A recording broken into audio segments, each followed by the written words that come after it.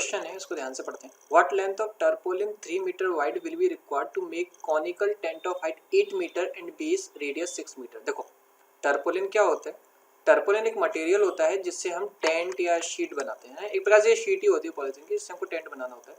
तो टर्पोलिन जो है वो 3 मीटर का वाइड है और इससे हमें कॉनिकल टेंट बनाता है। सबसे इंपॉर्टेंट ये है, इसको समझो, कॉनिकल टेंट बनाना है जिसकी हाइट जो है वो 8 मीटर है। तो सबसे पहले इसका अपन डायग्राम बनाते हैं। देखो डायग्राम किस टाइप का बनेगा, ऐसा बनेगा। देखो ये है,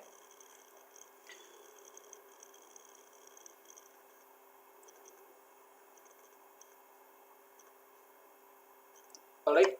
देखो ये कॉनिकल एक टेंट बन रहा है और ये इसका बेस होगा, ये इसकी हाइट होगी जहाँ पर मैं कर्सर घुमा रहा हूँ, और ये इसकी रेडियस होगी। तो क्या क्या दिया हुआ है वो लिख लेते हैं। कॉनिकल टेंट की हाइट जो है वो 8 मीटर है, तो यहाँ पर लिख देते हैं 8 मीटर, राइट। और इसकी रेडियस जो है वो 6 मीटर है, यहाँ पर लिख दिया आपका 6 metre, right. Assume that the extra length of material will be, चलो ये बात की बात है, पहले अपन इसको इतना सॉल्व कर लेते हैं। तो हमको एक चीज पता है सबसे पहले कि curved surface area of cone, हमें क्या पता है, curve surface area of cone होता है पाई आर एल, ये होता है ना। लेकिन यहाँ पर एक्चुअल में इन्होंने स्पेसिफिक वर्ड यूज किया है टेंट, और वो कैसा है, कॉनिकल टेंट। तो इसमें हम क्या कर सकते हैं, इस कोन की जगह curve surface area of tent लिख सकते हैं। क्या लिख सकते हैं इसकी जगह अपन, tent. Curve surface area of tent क्या है, पाई आर एल, ठीक है। चलिए ठीक है, वी नो दैट, हमें क्या पता है, L square equals to H square plus R square. ये फॉर्मूला हमने क्यों यूज किया, दिया क्या है यहाँ पर लिख दो पहले, given.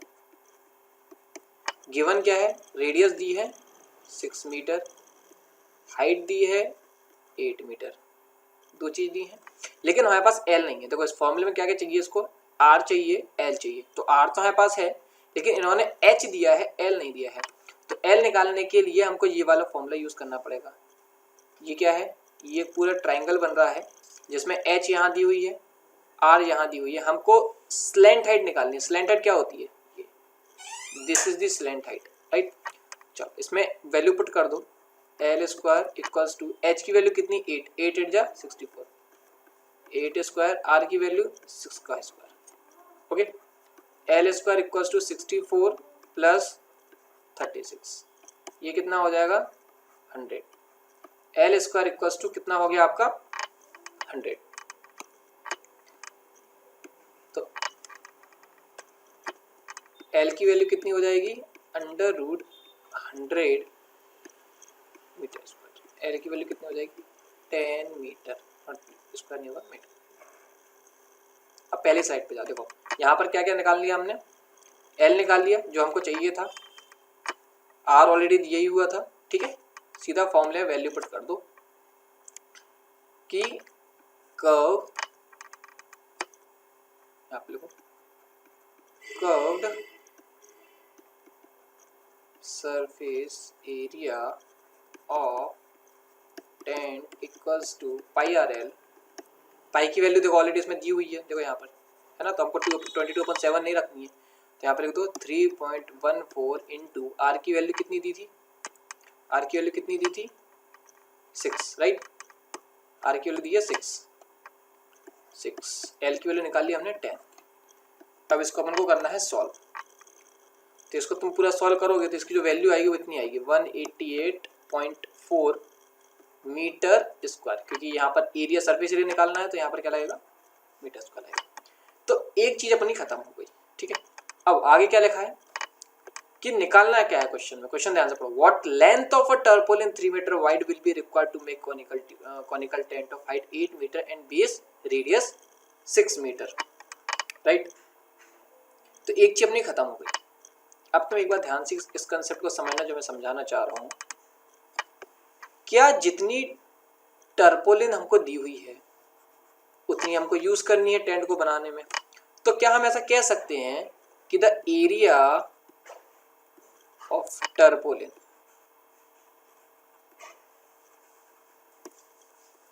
Equals to area of tent. कह सकते हैं ना, क्योंकि जो टर्पोलिन का हमको यूज करना है उस तरह हमको टेंट ही तो बनाना है, तो जितना टर्पोलिन का एरिया होगा उतना टेंट का एरिया होगा।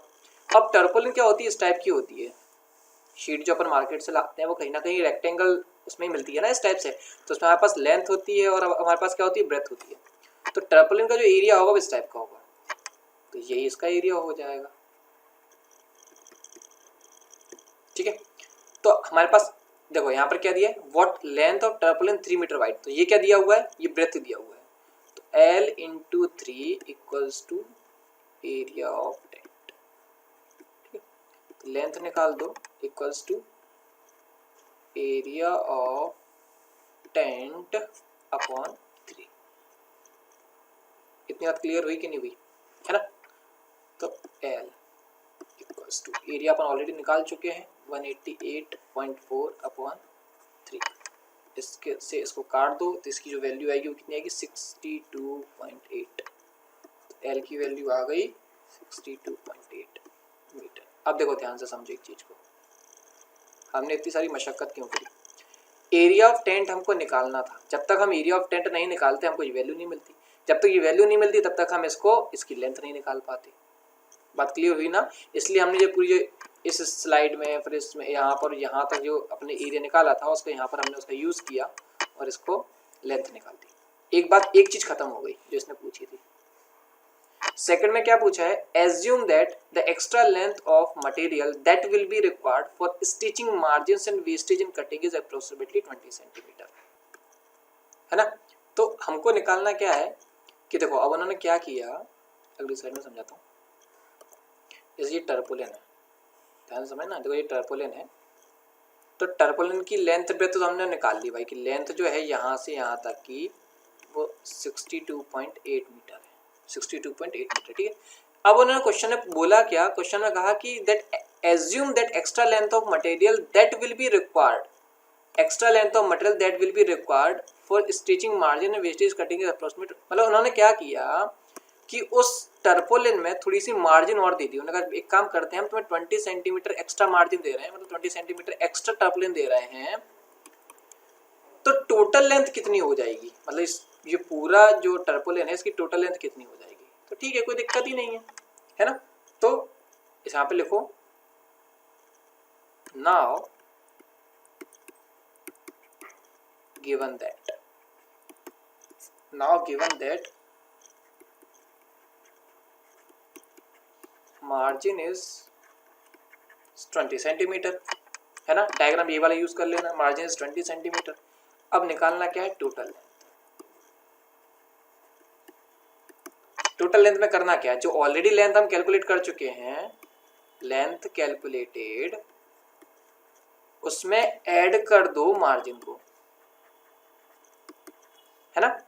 तो लेंथ कितनी कैलकुलेट की है, 62.8 मीटर, और मार्जिन जो दिया है वो 20 सेंटीमीटर। अब यहाँ पर ध्यान देना, ये सेंटीमीटर में दिया है, इसको मीटर में कन्वर्ट करना पड़ेगा। तो क्या करना पड़ेगा हमको, इसके लिए 100 से डिवाइड करना पड़ेगा, क्योंकि 1 मीटर में 100 सेंटीमीटर होते हैं, तो अगर उल्टा करके चलेंगे तो उसको 100 से डिवाइड कर देते हैं।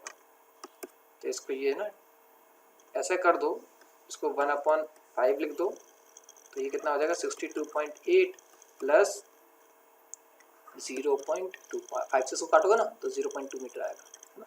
तो टोटल जो वैल्यू हो जाएगी वो कितनी हो जाएगी, 63 मीटर। क्लियर हुआ। देखो एक बार समझ लेते हैं इस क्वेश्चन को अपन ध्यान से। क्वेश्चन दिया था कि what length of a tarpaulin 3 metre wide will be required to make conical tent of height 8 metre and base radius 6 metre. सबसे पहले हमने वो बनाया, कॉनिकल टेंट बना दिया, और उसकी हमने लिख दिया कि हाइट 8 मीटर थी, रेडियस 6 मीटर थी, और सबसे पहले हमने इसका एरिया निकाला। एरिया क्यों निकाला, क्योंकि हमको उसको लेंथ निकालनी थी। तो लेंथ निकालने के लिए हमने ये समझा कि इस स्लाइड में देखो कि टर्पोलिन का एरिया जो है वही एरिया टेंट का है, यही समझा ना।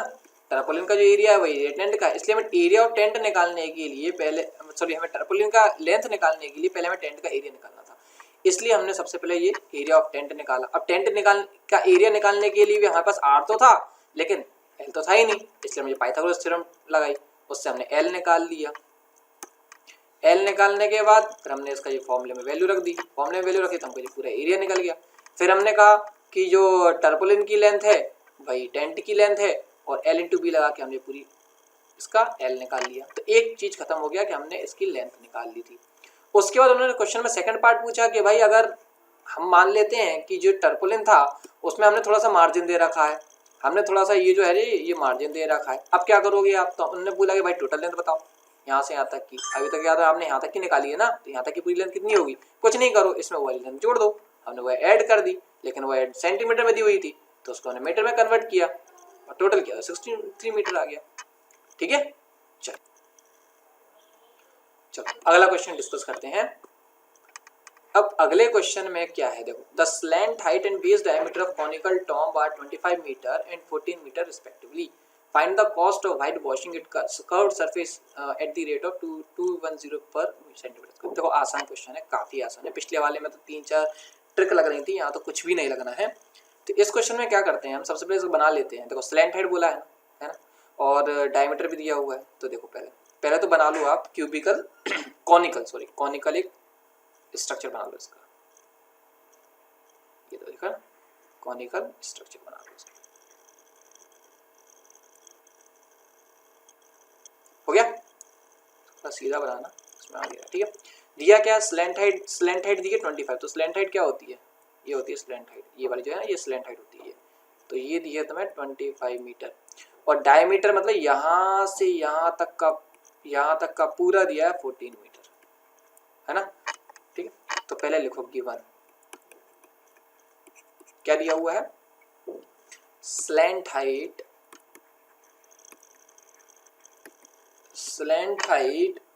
ऑफ कुछ ऐसा कोई पर्टिकुलर नाम तो दिया नहीं है, ठीक है, हाँ, ऑफ कॉनिकल टॉप कितना दिया है 25 metre, diameter equals to 14 metre, तो इसका रेडियस निकाल लेते हैं। रेडियस कितना हो जाएगा d/2, इट मीन्स 14/2 7, तो ये हो जाएगा तुम्हारा 7, दो चीज आ गई। ठीक है, अब निकाल लो एरिया, तो लिखो कर्व्ड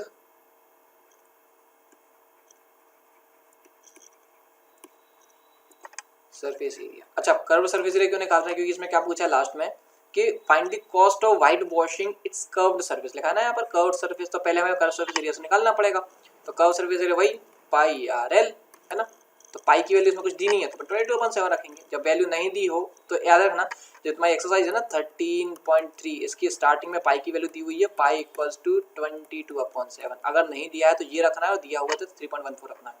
ठीक है, आर की वैल्यू अभी निकाली अपन ने 7, एल की वैल्यू दी हुई है 25, 7 से 7 गया, 22 इंटू 25 करेंगे तो कितना आएगा 25 टू ज़ा 50 और 25 टू ज़ा 50 और 5 55, ये आ गया तुम्हारा मीटर्स, ये आ गया तुम्हारा कर्व सरफेस एरिया आ गया।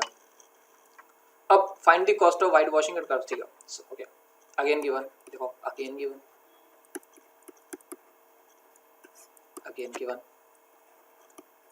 Cost of white washing its curved surface, white washing its curved surface, ऐसे अच्छा एक काम करते हैं, इसको ऐसे मतलब वॉशिंग white washing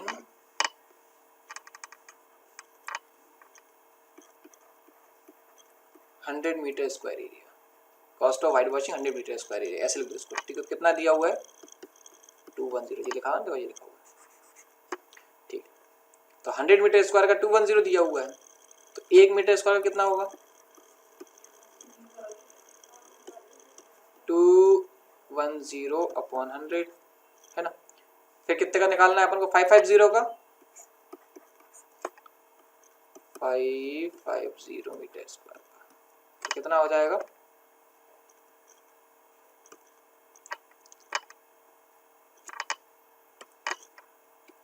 550 इंटू कितना आ रही थी वैल्यू 210 इंटू 100 है ना, काट दो, कितना हो जाएगा इसका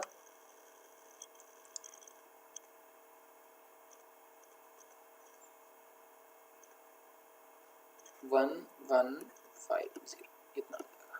तो तुम मल्टीप्लाई करके देख लेना, इतने करीब आंसर आएगा इसका। ठीक है, इसको फिर से मैं समझा देता हूँ।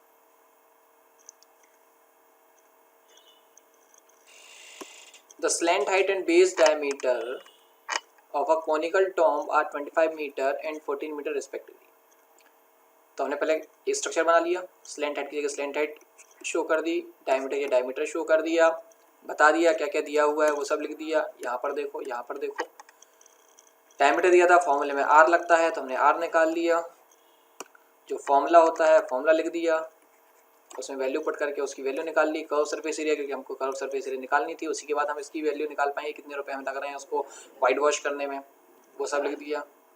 फिर दिया हुआ था cost of white washing 100 metre square cost 210, 1 metre का निकालेंगे 210 पर 100, 5 मीटर स्क्वायर का निकालेंगे तो क्या करेंगे, डिवाइड कर देंगे या मल्टीप्लाई कर देंगे, जो होगा देखो। तो ये इतना हमारा राइट। चलो आज के लिए इतना ही, क्वेश्चन 1 करते हैं।